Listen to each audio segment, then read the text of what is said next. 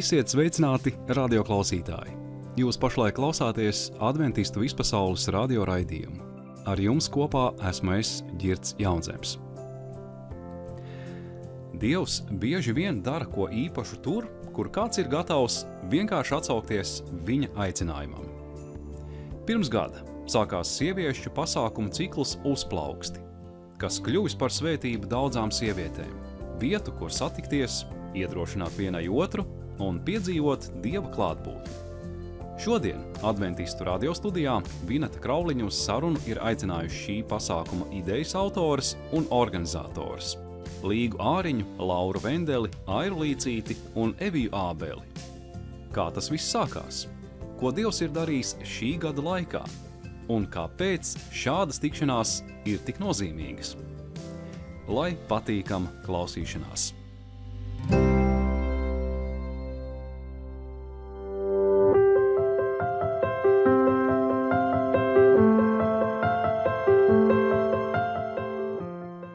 Sveicināti, mīļie radio klausītāji! Jau pēc nedēļas 7. martā sieviešu pasākumu ciklā Uzplauksti notiks kārtējais sieviešu pasākums Viņas laiks. Šodien ar mani kopā studijā ir pasākumu veidotājs Līga Āriņa, Laura Vendele, Aira Līcīte un Evija Ābele. Sveicināti!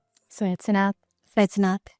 Sveiki! Aira, pastāst lūdzu par šo pasākumu ciklu Uzplauksti tiem cilvēkiem, kuri varbūt neko nav dzirdējuši un arī neko nezin par šo projektu. Kādas ir tās galvenās ieceres, kāpēc šie pasākumi tika veidoti? Pasākumi, kurus mēs saucam Uzplauksti, tie ir tādi 5 pasākumi bijuši pagājušajā gadā, un tas nodoms bija gada sākumā, kad mēs sanācām kopā, izveidot tādu vidi, tādu pasākumu tieši, kas ir domāts sievietēm, kur mēs varētu tādā drošā, nevērtējošā, mīlošā vidē, savstarpēji pieņemošā, mēģināt viena otrai atklāties varbūt mazliet vairāk nekā mēs to tā ikdienā uzdrošinamies darīt.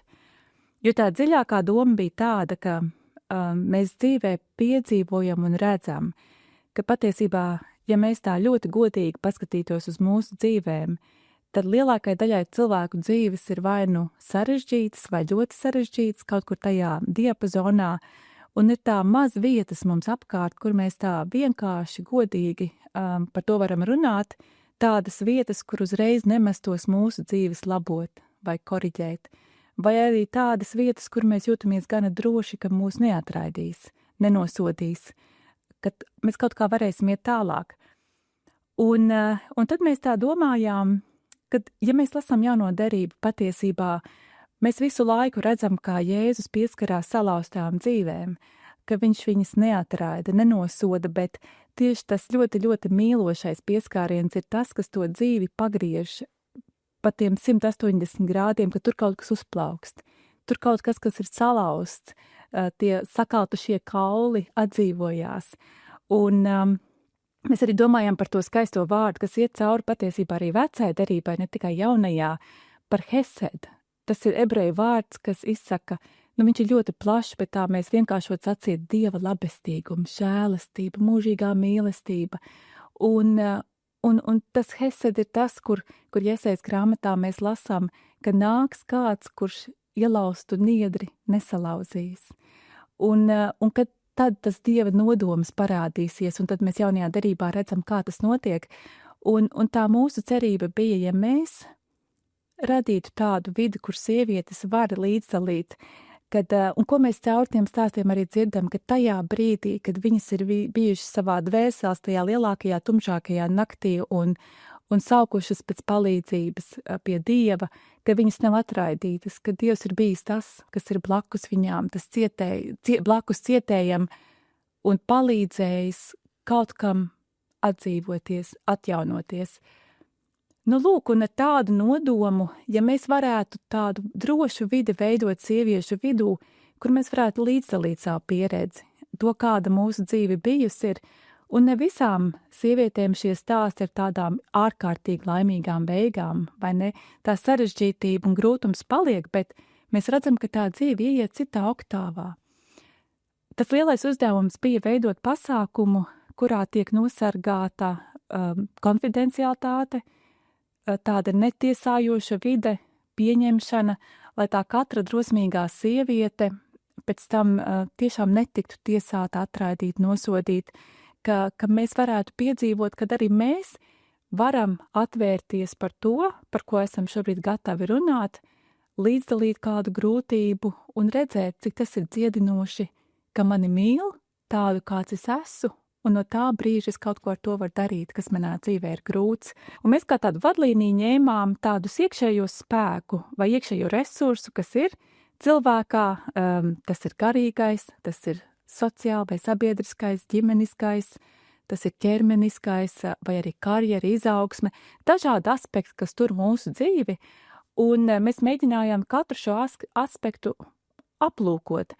Ja kāda sieviete savā dzīvē ir pieredzējusi, ka tieši šī lieta manā dzīvē kaut kad ir sabrukusi vai ir bijuši kādi problēmas, un kā es esmu tajā brīdī sajutus, ka to lielo Dieva žēlastību, ka Dievs ir ar mani, viņš mani izved, ir varbūt kādreiz tādi strupceļi, un varbūt galu galā, kā mēs tā ikdienišķi vērtētu, varbūt tur nav tāda plus zīme, tā materiālā ziņā vai kā sabiedriskā, bet tā cilvēka dzīvē kopā ar Dievu ejot, tā tiešām ir plus zīme.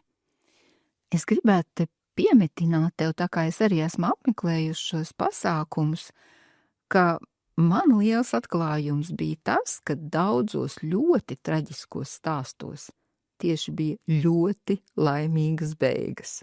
Un tas priekš manis bija tā kā negaidīt, jo citreiz liekas, ka no tās bezcerības tu nevar izkulties, tu kulies, un tu ārā netiec. Bet šeit bija tiešām tādas pilnīgas sakāves līdz tādai pilnīgai uzvarai. Vairāk bija šādi stāsti. Tieši tā, un tajā brīdī, kad mēs dzirdējām, ka sievietes ir tiešām tādā strupceļā un pecizējā, un liekas, ka nekas nav iespējams, ka tie ceļi pašķirās, kad kaut kas notiek. Bet es arī zinu, ka mums ir jābūt ļoti, ļoti uzmanīgām, jo ne visu cilvēku dzīvē tā pieredze ir tāda, kad kaut kāds strupceļš brīnumaini atrasinās. Arī tad, ja tas ir ļoti cerēts un gribēts. Un manuprāt, arī bija labi, kad mēs varējām redzēt dažādus stāstus, bet pāri visam, visos stāstos bija atrisinājums ar gaišu pieskaņu, ka tas grūtais notikums tā cilvēka dzīvē bija atradis kaut kādu vietu. Un kad arī caur to grūto notikumu varēja kaut kādu gaismu jau caurspīdēt. Nebija neviens stāsts, kurš būtu beidzies tumši, ka tā gaisma bija, un tas ir tas lielais iedrošinājums pat arī tad, ja tie apstākļi ir sarežģīti un sakrīt ļoti sarežģīti, vai laulība izjūka, vai bērns tiek zaudēts, vai darbs tiek zaudēts tajā konkrētajā brīdī, aizvien tas vēl nav punkts tai dzīvei. Jo tam visam pāri ir ticība. Ticība, lūkšanas, uzticēšanās Dievam, un tas ir tas ceļš, pa kuru mēs vēlamies iet.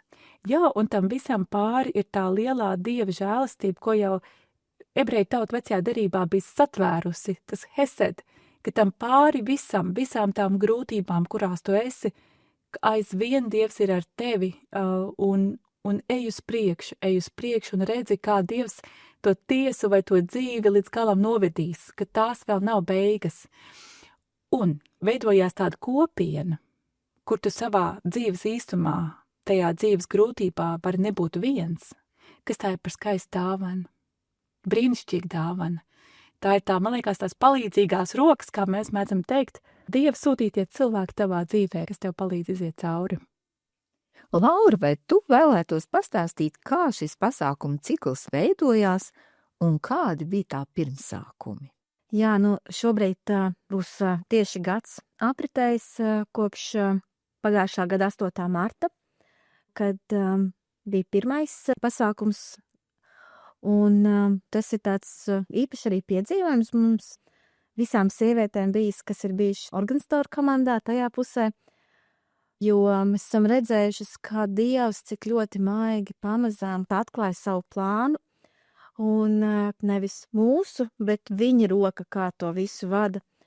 Jo tad, kad pašā sākumā, tas bija vēl 2024. gada decembris, un kad sievietes mēs tikko sanācām kopā un domājām, tad faktiski tas sākotnējais skatījums bija neliels pasākums uz 50 sievietēm, var teikt tāds ierobežotā lokā, un Dievs bija tas, kurš teica, nē, man ir cits plāns, un kurš maz pamazām vadot un atklājot parādīja vairāk, un ar katru šo te pasākumu arvien vairāk un vairāk sievietes pievienojās. Un tagad, atskatoties uz šo gadu atpakaļ, mums ir bijusi iespēja dzirdēt 20 sieviešu stāstus, kas ir līdzdalījuši savu pieredzi un to, kā Dievs ir atklājies viņu dzīvēs, un to ir dzirdējušas gandrīz 400 sievietes. Jā, tātad gadu laikā bija 5 uzplauksti pasākumi. Un tiešām varēja pieredzēt, kā Dievs darbojas gan mazās, gan lielās lietās, praktiskās un garīgās, un ir ļoti daudz tiešām tādu liecību stāsti, kā Dievs ir atklājies, jau darbojies tieši caur šiem uzplaukstu pasākumiem. Jūs arī esat kā komanda pavadījušas laiku regulārās lūkšanās, un es domāju, tas droši vien arī palīdzēja sadzirdēt Dieva balsi un saskatīt tieši viņa vadību. Jā, viennozīmīgi. Tas ir kaut kas tāds, bez kā nevar, un nevis teorētiski, bet tīri praktiski. Jo viens ir gan tās lūkšanas, gan mums ir tādā mazākā komandiņā, gan tuvojoties pasākumam arvien vairāk un vairāk mēs cilvēkus tātad ir iesaistījušies, un faktiski 2 nedēļas pirms parasti ir tā, ka katru vakaru ir šīs lūkšanas. Un tur arī var redzēt, kad ir kādas izaicinājumi, neskaidrības, un tas tiek nes Dievu priekšā, un bieži vien pavisam pat drīz pēc lūkšanas ir atbildi, ir kāda ideja, ir kāda ierosme vai kaut kas atnāk tāds, ko var teikt slavu Dievam. Es domāju, ka ir vērts pievienot to, kad arī atskatoties uz to, kā Laura jau minēja, cik ļoti no kaut kā maza tas ir izaudzis uz kaut ko tik ļoti plašu, ka varam tiešām arī tā ar komandu ieraudzīt to, ka tas nav bijis mūsu plāns, ka tas ir bijis tāds tiešām Dieva plāns tajā visā, jo tās ieceres galīgi nebija tādas, kur mēs esam šodien nonākušas. Tā jūsos klausoties, man arī neviļus nāk prātā tas, ka Dievs ir mūs aicinājis uz vienprātību. Un īpaši Jāņa evaņģēlijā tas ir ļoti uzsvērts. Jēzus tieši pirms savas nāves lūdz, lai mēs būtu vienprātīgi un tādā veidā liecinātu par viņu un par viņa mīlestību. Un es domāju, ka jūs arī kā komanda, varbūt Dievs tos paplašināja jūsu teritoriju, tādēļ, ka jūs kā komanda ļoti saliedēti un uzticīgi un ar tādu lielu entuziasmu kopā strādājāt pie šī projekta. Tāds komandas darbs ir viena no lietām, ko tiešām mēs arī ļoti novērtējam. Patiesībā tas viens no lietām, ko es arī ļoti gaidu, tā no sirds, jo atkal varēs būt tajā brīdī, kad ir šī te vienotība, kad ir cilvēki, kas katrs dara kaut kādu savu darbu, un kad citreiz pat liekas, kad pietrūkst kāds darba rokas, un tad Dievs atsūta pilnīgi tā, ka savu eņģeli cilvēka veidolā, kurš palīdz un līdzdarbojas, un tiešām mēs to redzam, ka tā ir gan tā mūsu lūkšana bijusi, gan tā ir arī atbildēts jau dāvana no Dieva puses, patiešām tāda mīlestība un tāda sadarbība un tāda forša atmosfēra tajā cilvēku pulciņā, kas darbojās, lai būtu gan tās praktiskās lietas, gan garīgās, gan viss cits. Šajā pasākuma ciklā līdzdalību savu personīgo stāstu līdzdalīja 20 sievietes. Un kā tas bija? Varbūt tu, Līga, var pastāstīt, kā tas bija atrast šīs 20 drosmīgās sievietes, kuras uzdrīkstējās dalīties ar savu bieži vien ļoti sāpīgo dzīves pieredzi. Jā, patiesībā man gribas pateikt, ka es nemaz domāju, ka es nebiju tā, kas meklēja, kas atrada, tas bija jau Dievs principā to atradas, bet tie stāsti ir ļoti īpaši, jo Dievs ir runājis pat vēl pirms uzplaukst, pat ir tapis, ka tā liecība kādreiz viņai ir jāizskan. Un tas ir tiešām tādi ļoti īpaši piedzīvoti brīži bijuši, kad ir uzrunātā kāda, kas ir dalījusies savu liecību, to atklājusi. Tas vēl īpašāk šķiet, kad Dievs jau gatavoja sevi ir pamazām, un tas tā noticis vienmēr ļoti, ļoti garīgā vadībā, tas kā ir atklājies, kā katra ir atnākusi, un vai pati atnākusi, vai uzrunāta, kā Dievs ir uzrādījis šīs sievietes drosmīgās mūsu, un tēt atskatoties uz šo laiku, kur strādājot ar sievietēm, kuras gatavoja savas liecības, man ir tiešām bijis tāds īpašs gods būt ļoti tuvu klāt tajos brīžos, kurus es arī nosaucu kā tādu cīņu un tādu uzvaras, arī tādu posmu. Bet tie arī tādi svēti, kad sieviete arī pirmo reizi uzliek to vārdu, ko Dievs ir darījis viņas dzīvē uz papīra, kad ir jāgatavo šī liecība. Jā, un tas ir īpaši, un jo vairāk arī es esmu bijusi līdzās šiem procesiem, jo vairāk es esmu ieraudzījusi, cik ļoti arī līdzīgs šis ceļš mums patiesībā ir visām.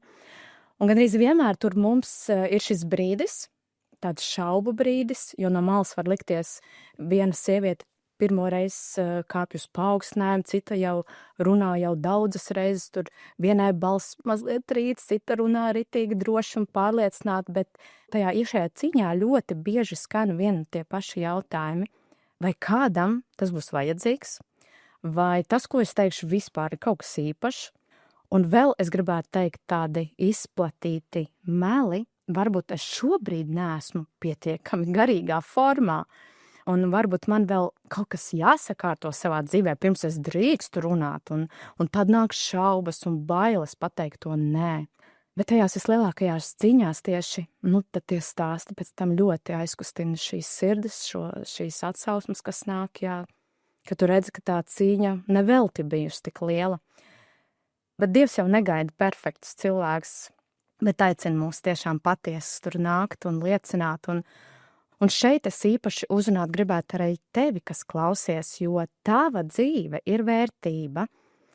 Tavs stāsts tiešām ir vērtīgs, un stāstam nav jābūt dramatiskam, bet patiesībā katrs ceļš ir īpašs un katrs brīdis, kad tu esi uzticējusies Dievam, kad esi piecelta no kāda kritiena vai turpinājusi ticēt, pat ja bijis grūti vai pat tad, kad ticība zudusi, tas viss tevi ir atvedis līdz šodienai un apziņa, ka tavā dzīvē nav nejaušību, tā ir skaista apziņa, kurā dzimst tiešām kaut kas skaists, ka mēs to ieraugam.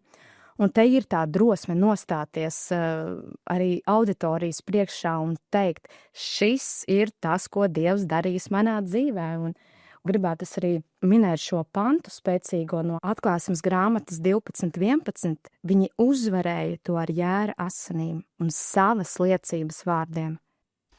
Jā, šīs liecības par to, kas ir noticis, kādas grūtības ir bijušas, kā Dievs ir palīdzējis, izvadījis cauri izmisuma brīžiem, bēdām, nelaimēm, dāvājis prieku, dāvājis atzimšanu, dāvājis daudz brīnumainu piedzīvojumu.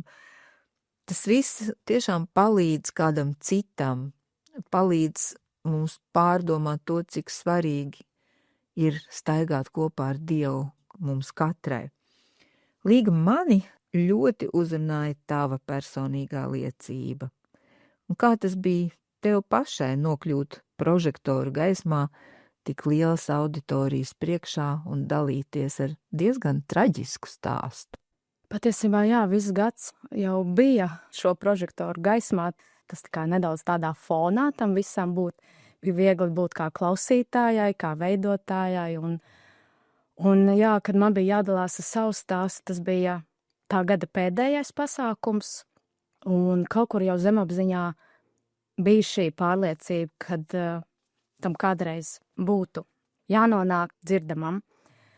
Bet būdama visu laiku līdzās arī pārējām sievietēm, kas liecina, es beidzot nonācu arī pati tur, kā tas ir, un nemaz nelikās, ka varētu būt tādi izaicinājumi, tādas cīņas, pārvērtēšana, vai to vajag stāstīt vai nē.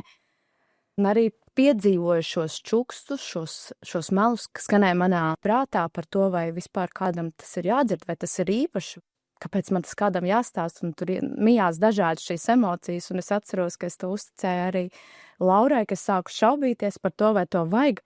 Un tad man Laura atgādināja, bet Līga, tu taču atceries, ka šīs cīņas ir bijušas katrai, par ko tu tagad pati runā. Un tas man bija tiešām tāds arī apskaidrības brīdis. Nē, man jāiet, jāliecina. Un caur šīm liecībām mēs izplatām šo Kristus saldo smaržu. Laura, vai tu varētu paraksturot un pastāstīt par šī jaunā 26. gada plāniem?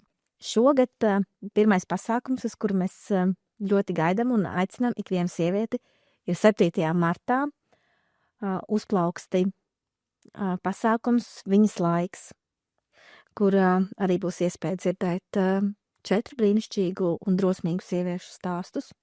Un tad turpinājumā ir tā, ka šajā pavasarī notiek uzplauksti mazās grupas, kur arī sievietes jau tādā mazākā pulciņām dažādas tēmas pārunā un dalās savā dzīves pieredzē un domās un notikumos. Un tad 7. jūnijā būs šo mazo grupu noslēguma pasākums svētki. Un tālāk jau gada turpinājumā 7. novembrī būs lielākais līdz šim uzplauksta pasākums, kāds ir bijis. Tā būs sieviešu konference Ata centrā, kur ar savām runām ir aicināts piedalīties Silvija Mendese, kas ir Transeiropas divīzijas sieviešu kalpošanas nodaļas vadītāja, kā arī Karen Holford, kas ir bērnu un ģimeņu nodaļas kalpošanas vadītāja Transeiropas divīzijā. Un tas būs tās tiešām liels pasākums visas dienas garumā, mazliet savādāks formās tādā ziņā, ka tas būs garāks pasākums, bet tiks saglabās šis īpašais formāts, kas ir sēdēšana pie galdiņiem. Tātad tās ir 5 vai 6 sievietes, varbūt 4. Un ir gan jautājumi un atbildes, ko sievietes līdzdala viena otrai, kādreiz ir kāds uzdevums, kas ir jāpārdomā. Un tad ir tāds arī lielisks brīdis, ko mēs saucam par kamoliņu laiku, kad sievietes līdzdala, kas ir tas, ko viņas gribētu atstāt konkrētajā brīdī, konkrētajā notikumā, un kas ir tas, ko gribētu ņemt līdzi. Un, protams, tās ir arī lūgšanas, tā ir iespēja aizlūgt vienai par otru, un jā, tāda personīga, tāda mazāka sabiedrība, un tas ir arī īpaši, kā Dievs to katru galdiņu saved kopā, jo tā ir arvien tāda lūgšana, ko mēs tēvam vienmēr uzticam, lai Dievs ir tas, kurš veido un aicina, kā šīs sievietes sasēž pie galdiņiem, jo to mēs nevaram ietekmēt, tas ir pilnīgi brīvi, tu tikai Dievs var ietekmēt, un viņš zina, kas ir, kā, kurai sievietei ir labāk sasēsties, jo kādā mirklī mēs varam būt kādam par stipro plecu, par drošo roku, varam būt arī kādā brīdī arī tās, kurām ir vajadzīgs šis atbalsts, un ir pilnīgi labi un pilnīgi derīgi un īpaši gan vienā brīdī, gan otrā brīdī būt. Evija, kur tu pat esi piedzīvojusi kā uzplauksta dalībniece? Jā, kalpot sievietēm man sirdī jau sen bija šis pamudinājums. Es tieši sevi redzēju šinī kalpošanas jomā, būt noderīga tieši sievietēm, viņas iedrošinot, mierinot, atgādinot par viņu vērtību, jo mēs sievietes ikdienā bieži vien esam ļoti trauslas, un arī šīs ikdienas lomas mums kā sievietēm gan būt kā meitām, māsām, sievām, mamām, omītēm, draudzenēm.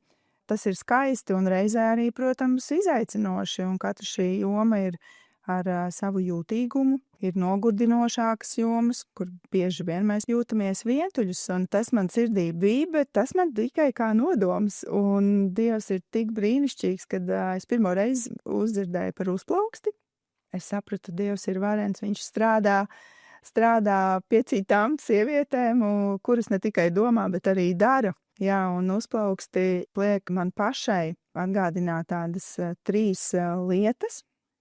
Pirmkārt, tu vari stiprināt savu vērtību, jo gan mūsu miesa, kā ķermenis, mūsu sirds, mūsu domas, ka tas nav kā tāds projekts, kuru ir jālabo, kā mums ir jāiemācās sevi pieņemt un mīlēt. Visas šīs lietas, domas, mēs pašas esam dāvanas, ko Dievs mīl, un rūpēties par sevi īstenībā nav egoisms. Tā ir pateicība Dievam un arī paklausība, jo Dievs arī liek mums rūpēties par savu miesu, gan par savu garu, par savu prātu. Ja? Otkārt, tā ir kopība. kopība, ka mēs dzirdam šos liecības stāstus, kas ir tik personiski, tik saviņojoši, un, protams, saskatam arī kaut kur sevi, un tu saproti, ka Dievs strādā pie viņas. Viņš noteikti strādās arī pie manis, un tas ir tā kā iedrošinājums, cerība. Un tad trešām kārtām, ko es iegūstu, tas ir miers. Miers, bet tas nav tāds miers, mirkļa emocija tanī brīdī, bet tiešām miers, ka tu vari atgriezties savā ikdienā un būt atkal šī savā lomā, vai mammai, vai sievai, vai kolēģei, bet tu esi aizgājis uz šo citu elpu. Tas ir tas, kas liek tev atgādināt par to, cik mēs katru esam vērtība Dieva acīs. Un tu pieminēji šo jauno elpu, un tā tu arī esi nosaukusi jaunizveidoto mazo grupiņu. Jā, tieši tā. Nosaukums jau bija izveidojies man jau esot uzplauksta pasākumos, un tas ir brīnišķīgi, ka šie nav tikai skaisti svētku satikšanās pasākumi, bet ir iespēja dalībniecēm pievienoties kādā no šīm uzplauksta mazajām grupām. Tās ir vairākas, un noteikti uzplauksta profilā par tām var vairāk uzzināt un iepazīties. Es esmu izveidojusi grupiņu, un tā saucās Jauna elpa. Mēs satiekamies tiešsaistē nedēļā vienu reizi, ceturtdienās, 7:00 vakarā. Un kas ir tik aizkustinoši, kad tiešsaistes tikšanās dod iespēju pievienoties grupiņai no jebkuras vietas. Un tiešām ir tik jauki, ka mēs esam no dažādām Latvijas pilsētām. Mēs esam dažāda vecuma sievietes, mēs esam dažādā ticības ceļā. Ir māsas, kas jau ir 3. paudzē kristietes, un ir sievietes, kas vēl tikai lēnām atver savu sirdi Jēzumu, un tas ir tik brīnišķīgi, ka mēs varam būt vienā tādā kopībā, un mēs sargājam šo savu mazo grupu, šo mazās grupas atmosfēru. Mēs tiešām nākam bez nosodījuma, mēs nākam bez pamācīšanas, un mēs neesam tur, lai kādu salabotu. Mēs esam tikušās, lai uzklausītu, lai pielūgtu un atgādinātu, ka Dievs ir uzticams arī tad, kad mēs jūtamies vājas.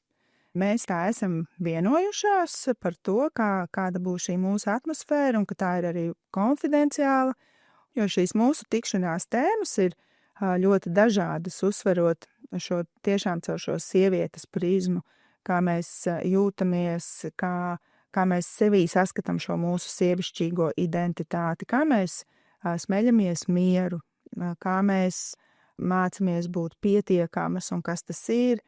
Un, protams, mūsu pamats ir Dieva vārds, caur kuru mēs arī skatāmies, un tad tas brīnišķīgais, ka mēs varam dalīties katra ar savu pieredzi šī tēmā, un kādai tas tiešām ir ļoti saviņojoši un iedrošinoši. Un tā ir tā svētība, kas arī, protams, mani paceļ, ka es varu kalpot šādi Dievam, un ka kādam tiek stiprināta viņas sirds, viņas domas, iedrošinājums celties un iet tālāk.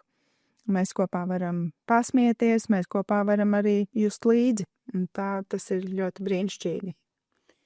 Evija, tu arī biji viena no tām, kura vienā no uzplaukstu pasākumiem stāstīja savu stāstu. Tev bija arī ļoti aizkustinošs stāsts, un kur tu ņēmi to drosmi un iedvesmu dalīties? Jā, godīgi, tas tiešām prasīja drosmi. Pāris 100 klausītājus, un arī manas lielās meitas bija klāt. Bet pirms es runāju, es arī lūdzu Dievam, lai tas stāsts nav par mani. Tas akcents, lai ir uz tevi, Dievs, kā tu varens esi atklājies. Un katras sievietes stāstā, ko mēs dzirdējām, ir risks, ka tu atver savu sirdi, jo tur ir gan sāpes, gan bailes, gan kaut kas iepriekš neizrunāts vārdos, nepateikts arī pašam. Bet tajā pašā laikā es ticu, ka Dievs mūs dziedina ne tikai caur tādu klusumu, vai ka tu tā kā nedalies ar to, bet Dievs dziedina arī caur patiesību, ka mēs spējam to atklāt un pateikt. Un, kad es dalījos, es sajūtu to, ka man nav jābūt stiprai, tādai pašai no sevis. Bija asaras, protams, un es sajūtu to, ka es drīkstu būt trausla, jo zālē ir māsas, dāmas, sievietes, kas ir arī ko līdzīgu piedzīvojušas, un tu sajūti šo arī atbalstu no viņām, un tu sajūti šo Dieva klātbūtni tajā. Tas ir ļoti spēcīgi. Arī pēc manas uzrunas man nāca klāt arī sievietes un teica, ka tu izstāstīja to, ko es pati nebiju spējusi pateikt, ja? Un bieži vien tā ir, ka mēs caur kādu citu izdzirdam to pašu savu, bet varbūt nedaudz citādāk pateiktu, ja? Un tajā es redzu šo kalpošanu un šo kalpošanas jēgu, kad nevis ideāli vārdi, bet patiesa liecība, kas palīdz citai sievietei nejusties vienai. Un tas ir tas, kas, man uzreiz bija šī vēlme turpināt, un šis turpinājums ir šī mana grupiņa Jaunā elpa. Un manuprāt, Dievs ļoti bieži paņem to, ko mēs domājam kā vāju vai kā kaut ko mazu, viņš to pārvērš par tiltu citai sirdī. Un tas ir tā sāls būtība, ja? Ko mēs varam paņemt arī no Bībeles vārdiem, ka mums jābūt kā sālei, kā gaismai, un tāpēc man arī bija šis lūkšana Dievam, lai tas ir par viņa varenību, ko viņš ir darījis manā dzīvē, lai tas ir kā iedrošinājums arī citām sievietēm. Jā, es atceros tavu stāstu, un tas tiešām bija tā kā no dziļa bezdibeņa, no bezcerības, no bīstamības, var teikt, tavai dzīvībai, un tiešām pie tādas harmoniskas, laimīgas laulības un ģimenes tagad. Jā, tiešām, un tas brīnums pāri visam ir mazā meitiņa, kas pēc visa tā, ko es esmu piedzīvojusi, mums ir dota no Dieva kā dāvana, un mums tādā jau nobriedušā vecumā, un mēs varam priecāties, un arī viņai mēs sakam, ka viņa ir mūsu dāvana, un ka mēs pateicamies Dievam, ka mums ir mazā meitiņa. Tas ir tik, tāds brīnums pāri visam tam. Jā, protams, ikdiena jau nav kā pasakās rakstīts, un viņi dzīvoja laimīgi. Protams, katra diena ir jāuztic Dievam, un mēs ejam šo atkal tālāko ceļu kopā ar Dievu, un šie notikumi vai šie tādi pieturas punkti parāda to, ka Dievs ir bijis klāt, un tā ir tā cerība, tā ir tā ticības nostiprināšanās, un tālāk, ka vari dalīties ar šo un iedrošināt, ka tu vari stāstīt dzīvu liecību, kā Dievs ir tavā dzīvē strādājis, un tas ir tik spēcīgi, ka tam otrajam nav vajadzīgs sprediķis, bet tavs dzīves stāsts un tavs apliecinājums, ka Dievs to ir paveicis, tas ir brīnišķīgi. Es novēlu tev, Evija, lai tu turpini uzplaukt, un arī lai tavu grupiņa, tavs grupas dalībnieces arī uzplaukst. Un lai Dieva vēsts aizsniedz vēl daudz sievietes, lai arī viņas var piedzīvot uzplaukšanu. Jā, ļoti jauks vēlējums, un arī es pievienojos tavam vēlējumam un papildināšu arī, ko ikvienai no mums sievietēm arī paturēt prātā, ja šobrīd jūtamies nogurušas vai pārāk daudz nesam uz saviem pleciem vai jūtamies vienas, tad paturam prātā, ka mēs neesam vienas.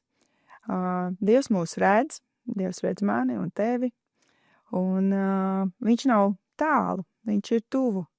Un, ja vajag šo tādu vietu, kur vienkārši mēs drīkstam būt patiesas, tad uzplaukstī ir tāda vieta, kur mēs esam sievietes, kas viena otru saprot un izdzīvojam to savu sievišķīgo būtību, vai šīm lomām, kuras mums ir, jo mammu var saprast otra mamma, nevis tētis, un tāpēc ir arī brīnišķīgi, kad ir šīs mazās grupiņas, kas turpina uzplaukt un ziedēt jau mazākās kopienās, kur jau var daudz arī tuvāk, ciešāk pārunāt tās vajadzības, kas nu kuram ir.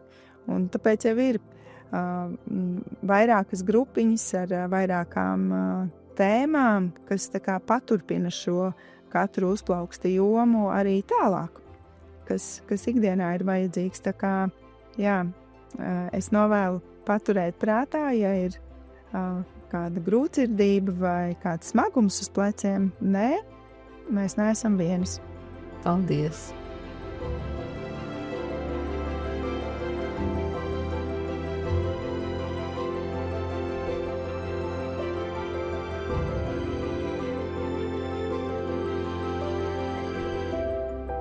Raidījums iespējams klausīties katru piektdienu 17:00 Adventistu vispasaules Radio Latvija YouTube kanālā, kā arī vietnes adventisti.lv resursu sadaļā.